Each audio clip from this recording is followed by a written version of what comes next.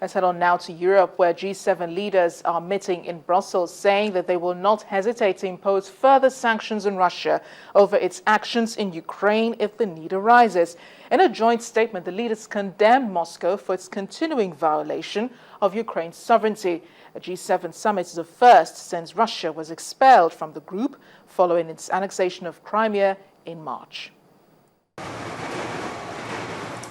The world's leading industrialized nations arrived for a second and last day of talks on Thursday after threatening to impose harder-hitting sanctions on Russia if it does not help restore stability to eastern Ukraine, where pro-Russian militias continue to operate at will.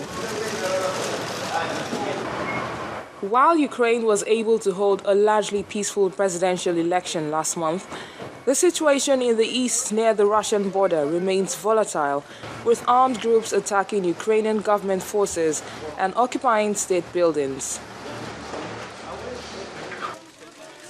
So far, the United States and European Union have imposed relatively minor travel bans and asset freezes on dozens of Russian officials in reaction to the seizure of Crimea. Further steps were also threatened if the May 25th elections were affected.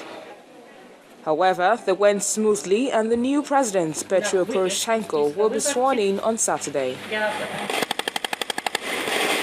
Russia denies it is behind the revolt in eastern Ukraine, where militias allied to Moscow have seized buildings, attacked Ukrainian troops, and declared independence.